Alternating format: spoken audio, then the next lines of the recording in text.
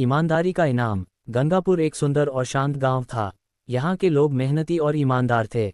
गांव के बीचों बीच एक पुराना शिव मंदिर था जहाँ हर दिन लोग पूजा करने जाते थे।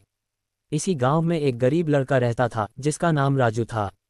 राजू की माँ सिलाई करके गुजारा करती थी और राजू गांव के बाजार में छोटी मोटी मदद कर कुछ पैसे कमा लेता था। भाग्य बदलने वाला दिन। एक दिन राजू सुबह सुबह गांव के तालाब के किनारे बैठा था, तभी उसे जमीन पर एक चमकती हुई थैली दिखी। उसने उसे उठाया और खोला तो उसकी आंखें फटी रह गईं। थैली में सोने की गिन्नियां भरी हुई थीं। राजू के मन में तरह तरह के विचार आने लगे। अगर ये गिन्नियां मेरे पास रहेंगी तो मैं और माँ आराम से जिंदगी बिता सकते हैं। लेकिन फिर उसे अपनी माँ की सिखाई बात याद आई, ईमानदारी से जीना सबसे बड़ी नेकी होती है। ईमानदारी की परीक्षा। राजू ने तय किया कि वह ये थैली असली मालिक को लौटाएगा। वह गांव के चौधरी जी के पास पहुंचा और उन्हें सारी बात बताई। चौधरी जी गांव के मुखिया थे और न्यायप्रिय इंसान थे। उन्होंने सोने की गिन्नियों की घोषणा पूरे गांव में करवाई।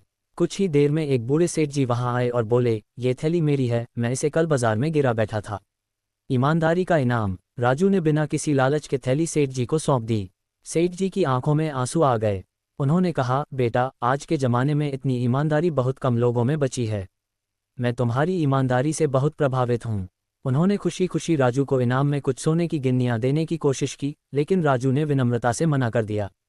तब सेठ जी ने उसकी मां को एक सिलाई की बड़ी दुकान खोलने में मदद दी, जिससे उनकी गरीबी हमेशा के लिए दूर हो गई। सीख। राजू की ईमानदारी ने उसे और उसकी मां को सम्मान और सुख दिया। पूरे गांव में राजू की इज्जत बढ़ गई और उसकी कहानी हर जगह सुनाई जाने लगी।